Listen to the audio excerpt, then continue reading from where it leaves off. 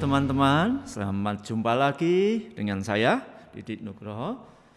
Untuk teman-teman yang ini kita belajar digitalisasi bisnis ya, cukup hal baru ya mungkin seiring dengan pandemi, hal-hal berkaitan digital ini memang harus menjadi hal yang penting bagi kita karena ini merupakan salah satu sarana agar kita bisa eksis di dalam kehidupan ini tentu ya dalam tata kelola baik pembelajaran maupun dalam bidang ekonomi dan lain sebagainya. Ya, kita sering mungkin dengar juga ada literasi digital, transformasi digital. Dan sekarang kita kenal adalah digitalisasi bisnis yang mungkin sudah pernah kita bahas dalam beberapa pertemuan di sebelumnya, ya gitu ya. Nah, pada kali ini kita akan bicara bagaimana sih kita akan memulai kalau kita punya usaha, kita akan terjun ke atau melakukan digitalisasi bisnis kita. Nah, gitu. Ya, jadi alasan yang pertama kenapa kita harus melakukan digitalisasi bisnis ini ya. Yang pertama tentu efisiensi. Ya, gitu. Loh, kenapa kok efisiensi sih? Ya, efisiensi. Jadi dengan digital ini kita bisa menghemat beberapa sumber daya seperti kertas. Nah, jadi mungkin transaksi tidak perlu dengan kertas, ya. Kemudian barangkali juga efisiensi waktu dan biaya, misalnya kita harus membuang waktu untuk ketemu customer atau supplier kita, mungkin kita bisa lalui dengan digital.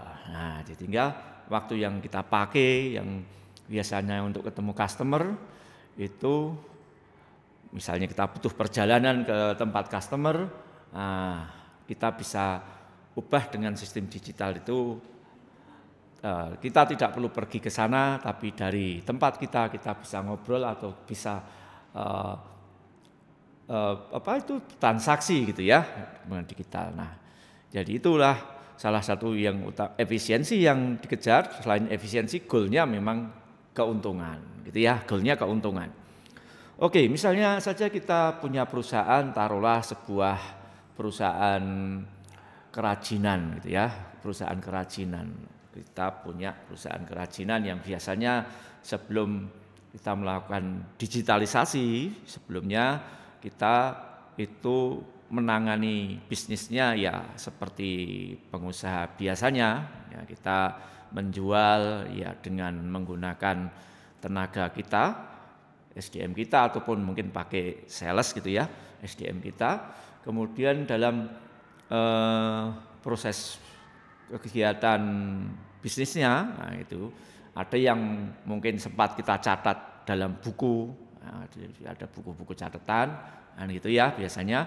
Atau kalau yang pengusaha di desa-desa biasanya hanya diingat gitu ya, diingat kemarin ada transaksi dengan si B, nah itu berapa diingat. Nanti akan ada lagi menjual produk kerajinan kita dengan si E tanggal berapa, nah diingat. Nah itu proses-proses yang biasa dulu mungkin dikerjakan oleh para usahawan kita. Nah kita bicaranya mulai dari UMKM ya, biar membangkitkan kita untuk usaha itu dari yang kecil dulu. Jadi ini digitalisasi bagian di UMKM.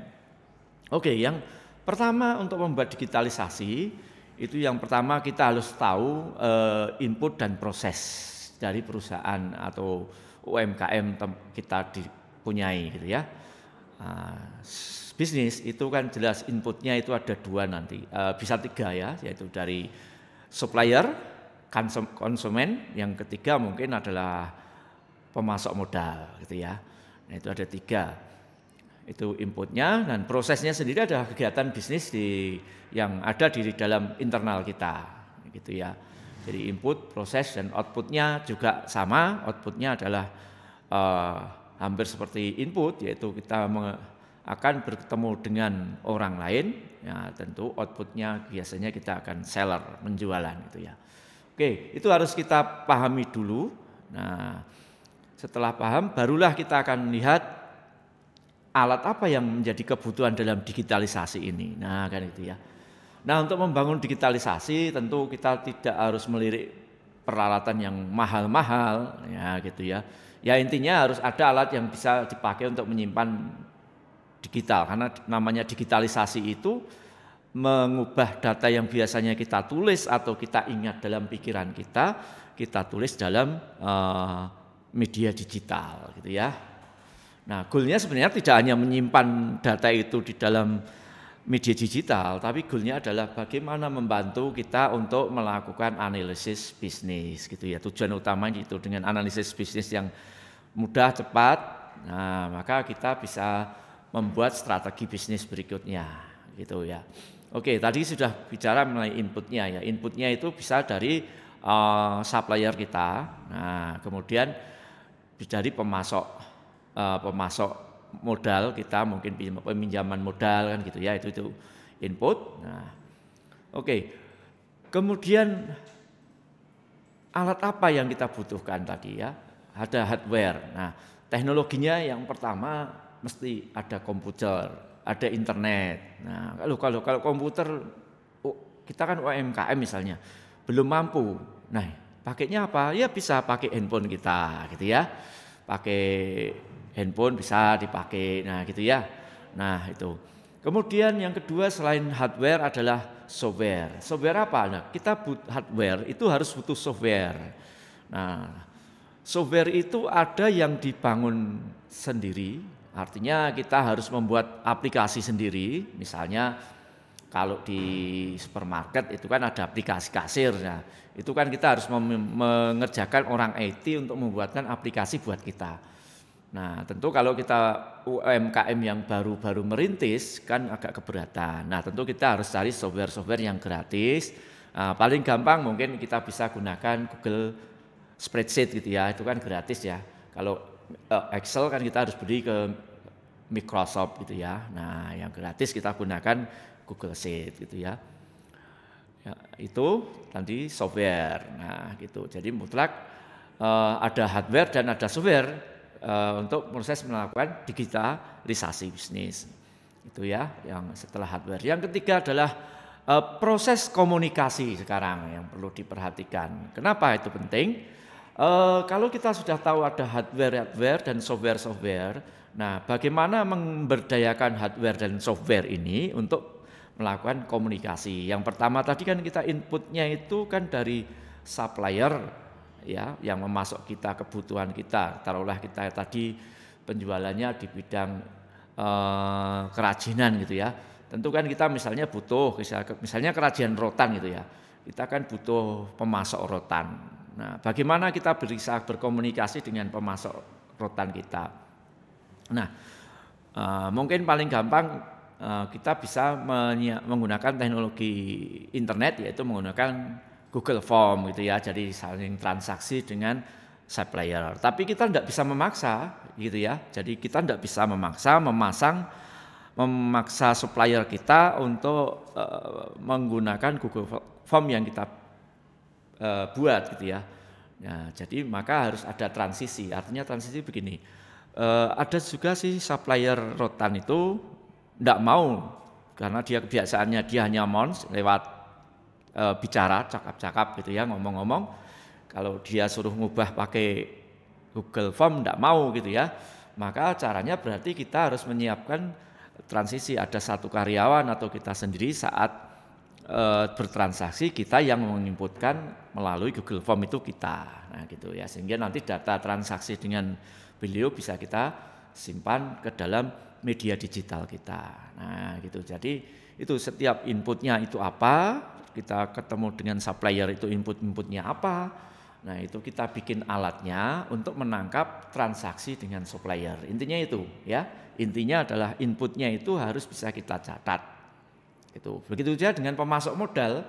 Nah, pemasok modal itu biasanya sudah punya aplikasi-aplikasi sendiri, bahkan kita yang bergantung ke mereka ya. Misalnya kita pinjam ke suatu bank kan dia punya aplikasi, kita harus mengikuti mereka kan gitu ya. Nah, mungkin kita hanya perlu membuat sebuah catatan khusus buat kita. Nah itu juga bisa dibikinkan dalam bentuk Google Form. Misalnya kalau mengangsur pinjaman kita ke pemilik modal, ya kita catat ke dalam sebuah form menggunakan Google Sheet. Nah, tadi. Nah, itu sebuah proses di mana mulai dari input. Nah, kemudian dalam proses produksi. Nah, proses produksi. Kalau kita kerajinan rotan, mesti ada produksi membuat kursi, membuat meja dari rotan misalnya gitu ya. Nah, proses produksi kan butuh bahan baku yang kita pakai itu saat membuat itu berapa yang dibutuhkan, yang kita pakai. Nah, itu kan perlu kita catat dalam bentuk sebuah spreadsheet Google Sheet tadi. Kita catat gitu ya, sehingga kita tahu hari ini itu kita membuat apa, berapa jumlahnya, berapa bahan baku yang dipakai. Nah, gitu ya. Nah, itulah proses digitalisasi bisnis. Karyawannya siapa saja yang mengerjakan, nah gitu, sehingga nanti proses transaksi gajian juga bisa kita kerjakan meskipun kita tidak punya aplikasi, kita masih bisa menggunakan Google Sheet. Nah, gitu ya. Itu proses digitalisasi. Sehingga semua akan terekam ke dalam software dan hardware yang kita gunakan. Nah, itu ya, jadi itulah prosesnya. Kemudian berikutnya tadi outputnya penjualan. Nah, sama penjualan pun harus kita catat. Kalau dulu biasanya kita bikin pakai kertas ya, mungkin pakai kertas begini kita bikin, kemudian nah sekarang mungkin kita bisa wakili dengan Google Form, yang Google Form nanti akan masuk ke Google Spreadsheet gitu ya. Nah, di situ datanya akan tersimpan. Nah, itulah salah satu langkah sederhana mengimplementasikan digitalisasi bisnis kita. Nah, setelah semua data tersimpan di situ, apa sih tadi ada efisiensi ya dalam berkomunikasi ya. Selain pencatatan, tadi yang saya ceritakan hanya proses pencatatan datanya. Nah, sekarang komunikasi juga ada. Kita misalnya untuk komunikasi pesan ke supplier kita, ke pemilik rotan. Nah, kita bisa menggunakan teknologi-teknologi yang lebih mudah, WA misalnya. Nah, jadi teknologi itu harus disesuaikan dengan klien yang mau kita temui, supplier yang mau kita temui. Apakah mereka juga mampu menggunakan? Jangan saat kita melakukan digitalisasi, teknologi yang kita gunakan, terutama teknologi yang dipakai untuk berkomunikasi dengan stakeholder kita tidak menguasai, gitu ya. Stakeholder itu bisa supplier kita, pemilik modal yang meminjamkan dana ke kita, kemudian juga bisa customer kita. Jadi jangan sampai misalnya kita mau menjual kerajinan kita ke supplier gitu ya, ternyata supplier kita itu kita jualnya modelnya menggunakan Instagram, nah gitu ya. Tapi sasaran kita itu penduduk yang berada di wilayah pedesaan yang tidak mengenal Instagram. Nah, berarti kan proses digitalisasinya tidak bisa berjalan dengan customer kita, karena customer kan nggak bisa memberikan respon ke kita gitu ya. Nah, kita tidak bisa melakukan survei data. Nah, jadi memang perlu juga kita sebelum menerapkan digitalisasi terhadap konsumen kita harus menganukan analisis apakah konsumen kita itu kemampuan teknologinya di mana. Nah, kemudian mungkin juga diperlakukan pembelajaran teknologi terhadap konsumen kita, sehingga kita itu punya alat komunikasi seperti ini, pakainya Google Form. Nanti silakan kalau pesan barang ke saya bisa ngisi Google Form. Nah, kita ada pembelajaran juga kepada konsumen kita. Nah, sehingga dengan komunikasi itu akan mengefisiensi waktu dan biaya transportasi mereka, karena kalau hanya pesan mau beli ke tempat kita harus datang ke tempat kita, naik mobil, naik motor ke tempat usaha kita gitu kan. Nah, dengan menggunakan teknologi itu mereka bisa berkomunikasi dengan kita, karena ada video call dan sebagainya ya. Nah, teknologi itulah yang bisa dimanfaatkan ya. Jadi dalam digitalisasi itu teknologi itu dipakai untuk berkomunikasi. Yang berikutnya teknologi dipakai untuk menyimpan data dan mentransaksikan data. Jadi data transaksi kita simpan dalam bentuk data, kemudian untuk berkomunikasi menggunakan teknologi komunikasi yang ada gitu ya. Nah, kemudian saya katakan tadi bisa menghemat, misalnya contohnya tadi bilang mengurangi kertas. Nah, selama ini mungkin order atau kita order atau konsumen itu order ke kita. Nah, itu bisa dengan Google Form tadi sudah tidak perlu menggunakan kertas lagi kan gitu ya. Nah, itulah sebuah proses digitalisasi. Ya, cukup menarik ini memang ya dari kita langkah itu. Nah, setelah data tersimpan di dalam software dan hardware kita, sebenarnya yang data itu adalah nilai yang sangat vital bagi kita. Nah, biasanya data itu harus kita analisis. Nah, jadi setelah data terkumpul itu harus dilakukan proses analisis. Misalnya kita ingin tahu sih bulan apa model kursi tertentu, kursi rotan yang kita buat itu akan laris. Nah, kan itu bisa dilihat dari data-data yang sudah pernah tersimpan. Gitu ya. Jadi fungsi digitalisasi itu, bisnis kita itu kita bisa collecting data kita. Nah, data inilah nanti bisa kita olah sehingga kita akan tahu ada apa, informasi apa dari data itu. Di antaranya mungkin pelanggan itu akan suka beli pada bulan apa, jenis model apa yang dibeli. Nah, itu kan ada ya. Ada dari data itu bisa terungkap. Nah, nanti sehingga setelah data terbentuk bisa kita lakukan analisis data mungkin dengan teknik statistik atau dengan teknik yang lain bisa ya. Kalau di orang-orang matematik itu ada namanya data science gitu ya. Jadi bisa menganalisis data. Nah, paling sederhananya kita akan bisa digunakan data statistik gitu ya. Ya memang akhirnya kan jadi kalau mau jadi usahawan aja repot ya, harus statistik. Ya enggak perlu statistik yang tinggi sebenarnya yang dikuasai.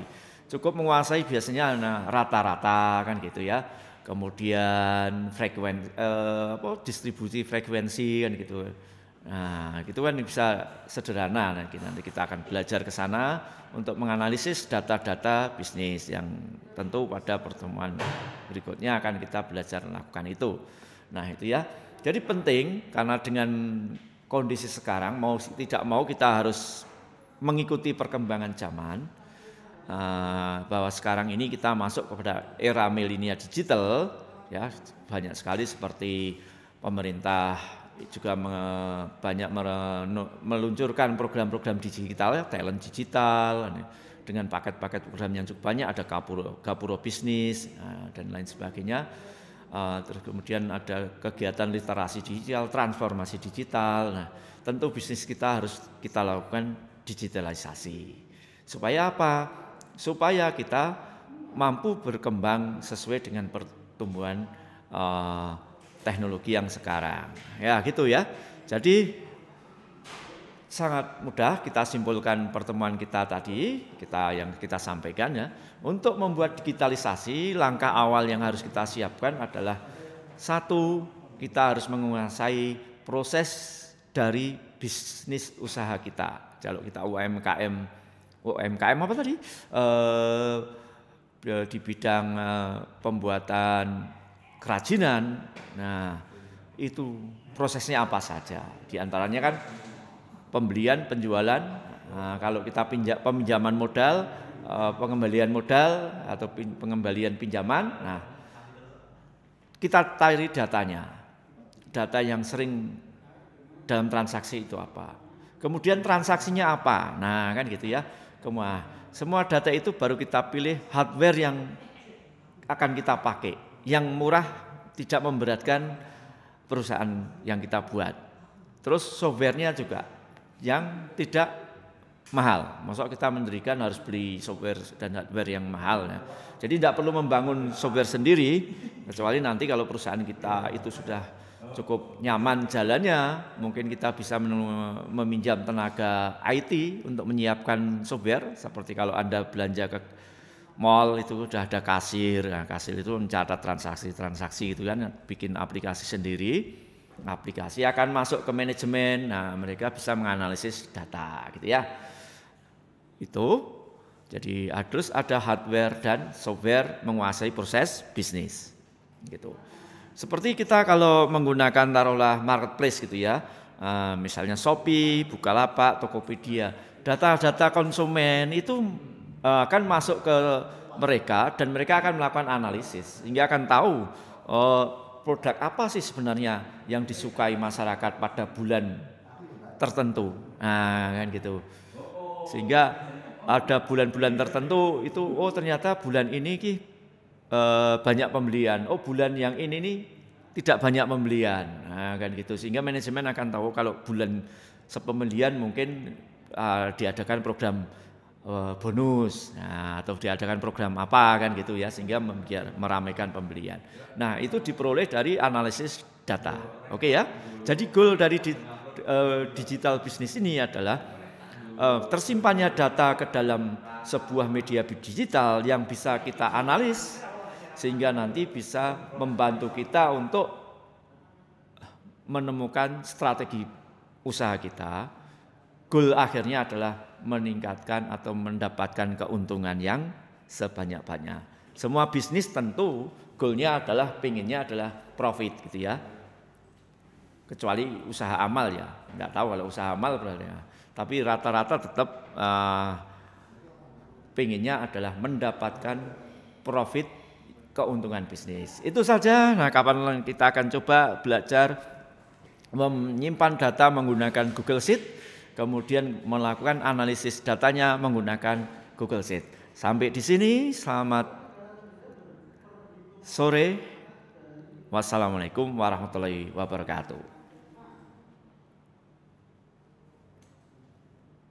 Udah mas, masih ngantuk.